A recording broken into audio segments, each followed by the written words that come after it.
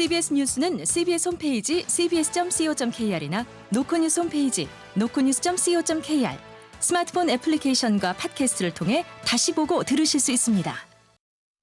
부산 소식입니다. 6.3 조기 대선을 앞두고 더불어민주당 이재명 후보가 오늘 부산을 찾아 산업은행 이전은 사실상 어렵다는 입장을 처음 밝혔습니다. 대신 해양수산부와 HMM 본사를 부산으로 이전하겠다는 약속으로 해양수도 비전을 강조했습니다. 강민정 기자가 보도합니다. 6.3 조기 대선을 앞두고 부산을 찾은 더불어민주당 이재명 후보가 산업은행 부산 이전과 관련해 처음으로 명확한 입장을 내놨습니다. 이 후보는 서면 유세 현장에서 좋은 일이지만 한쪽만의 바람으로는 되지 않는다며 현실적인 어려움을 인정했습니다. 이어 윤석열 정부도 이를 실현하지 못한 이유가 있다며 알면서도 안 될 약속은 하지 않겠다고 선을 그었습니다. 이재명 후보입니다. 아니 나중에 못하면 할 수 없지. 부산 산업은행 이전에 준다고 해. 부산 시민들이 원하지 않아. 저 불가능한 약속 속여서 할까요? 저는 불가능한 약속을 하지 않습니다. 약속했다 못할 경우는 있지만 불가능하다는 걸 알면서도 실현 가능성이 적다는 걸 알면서도 표를 얻기 위해서 사기를 치지는 않습니다. 대신 해양수산부 이전은 반드시 추진하겠다고 강조했습니다. 부산을 해양수도로 만들기 위해 필요한 핵심 부처라며 예외는 단 하나, 해수부라고 말했습니다.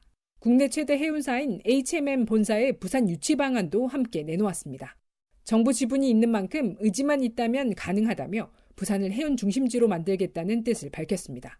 산은 이전 논란에 종지부를 찍고 해수부 HMN 이전 공약으로 새로운 메시지를 던진 이재명 후보. 지역 민심에 어떤 영향을 미칠지 주목됩니다. CBS 뉴스 강민정입니다. 21대 대통령 선거 열기가 빠르게 달아오르고 있는 가운데 부산시가 지역 현안 정책의 대선 공약화를 위해 총력전에 나섰습니다. 특히 제안 과제에 민주당 이재명 후보의 부산 공약을 추가했는데 지난 3월 박형준 시장과 이 후보 간 빈손 회동의 앙금을 털어내려는 손짓으로 해석됩니다.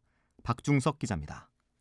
부산시는 대선 공식 선거운동이 시작된 이번 주를 지역 현안의 공약화를 위한 골든타임으로 보고 각 후보 선대위를 전방위로 접촉하고 있습니다.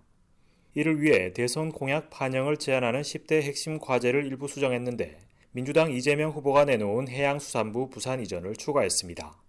시가 지난달 21일 발표한 핵심 제안 과제에 해수부 이전이 포함되지 않아 지역에서는 지난 3월 감정 다툼으로 끝났던 이재명 후보와 박형준 시장 간의 빈손 회동이 영향을 미친 것 아니냐는 해석이 나온 바 있습니다.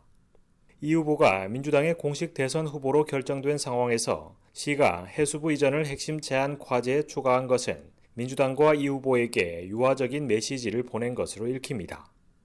이 후보의 부산 공약에 호응하면서 시의 핵심 정책인 글로벌 허브 도시 특별법 제정 등의 협조를 구한다는 겁니다.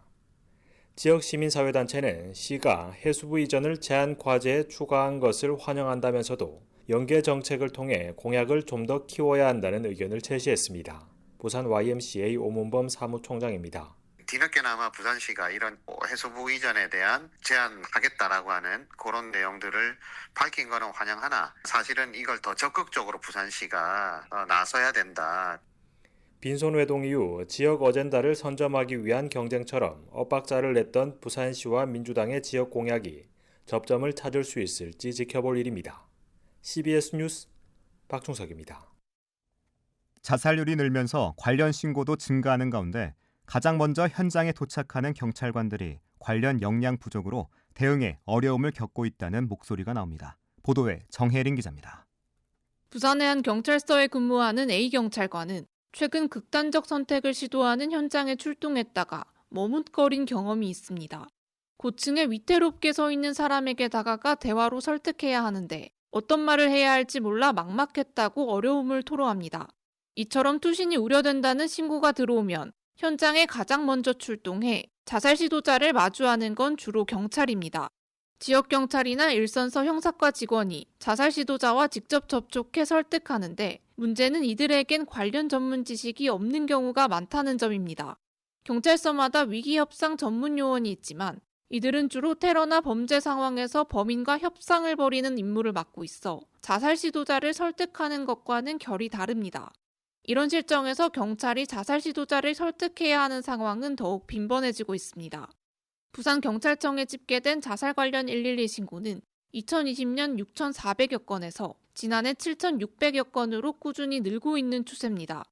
상황이 이렇자 서울 서초경찰서는 지난해 위기협상 전문요원 역할에 자살기도자 특화 위기협상 임무를 추가해 특화 대화기법을 교육한 뒤 현장에 투입하는 등 자체 교육 제도를 만든 곳도 생겨났습니다. 전문가들은 이 사례처럼 경찰관을 상대로 특화 교육을 실시하는 등 초기 대응 역량을 더욱 강화할 방안을 마련해야 한다고 진단합니다. 부산생명의 전화 홍재봉 원장입니다. 심리적으로 막 불안하고 막 그런 상황들이기 때문에 사실 거기에서는 경찰들의 역할이 되게 좀 중요하죠. 그 온라인 교육이든 아니면 이제 뭐 이렇게 대응할 수 있는 일종의 이제 매뉴얼이든 뭐 이런 것들은 좀 보급이 돼야 될 필요성은 있을 것 같아요. 또 전문 상담가를 지역별 민간협동 자살방지위원회 등에 위촉해 현장 상담이나 사전 조치에 도움을 주는 구조를 만드는 것도 대안으로 제시했습니다. CBS 뉴스 정혜린입니다. 부산의 한 초등학교에서 학생에게 폭행당한 교사가 도리어 학부모로부터 아동학대로 고소당하는 사건이 발생했습니다. 부산 교사노조와 부산경찰청 등에 따르면 지난달 28일 서구의 한 초등학교에서 교사 A씨가 동급생과 다툰 비군을 지도하던 중 얼굴과 머리 등을 수차례 맞아 전치 2주의 부상을 입었습니다. 사건 직후 비군 부모는 자녀의 잘못을 인정한다는 입장이었으나 A씨가 교권보호위원회 개최를 요청하자 입장을 바꿔 이달 초 아동학대 혐의로 A씨를 고소했으며 경찰은 정확한 사실관계 등을 확인하고 있습니다. 오늘 아침 7시 20분쯤 부산 도시철도 3호선 미남역에서 수영행 전동차가 고장으로 멈춰섰다가 출발하면서 8분간 지연이 발생했습니다. 해당 전동차는 수동운전으로 복구돼 수영 회차선에 들어갔으며 대체 열차가 40여 분 만에 투입돼 현재는 정상 운행하고 있습니다. 부산교통공사는 차량 제어 장치와 모니터링 장치에서 고장이 발생한 것으로 보고 자세한 경위를 파악하고 있습니다. 대통령 선거 공식 선거운동 첫날 부산에서 더불어민주당 현수막이 훼손돼 경찰이 수사에 나섰습니다. 부산 서부경찰서는 대통령 선거 현수막을 훼손한 혐의로 50대 남성 A씨를 붙잡아 조사하고 있습니다. A씨는 그제 오전 부산 서구의 한 도시철도역 인근에서 더불어민주당의 선거 현수막을 잡아뜯는 등 훼손한 혐의를 받고 있습니다. 끝으로 날씨입니다. 부산은 내일 구름 낀 가운데 낮 동안 5mm 안팎의 비가 내리는 곳이 있겠습니다. 내일 아침 최저 기온은 16도, 낮 최고 기온은 19도로 오늘보다 낮겠습니다. 기상청은 모레까지 남해 동부 해상에 바다 안개가 짙게 끼는 곳이 있겠다며 항해나 조업하는 선박은 각별히 주의할 것을 당부했습니다. 부산의 지금 기온은 20도, 습도는 56%입니다. 부산 CBS 저녁 종합 뉴스를 마칩니다. 지금까지 진행해 엔지니어 최혜지, 기자 강민정, 아나운서 국재일이었습니다.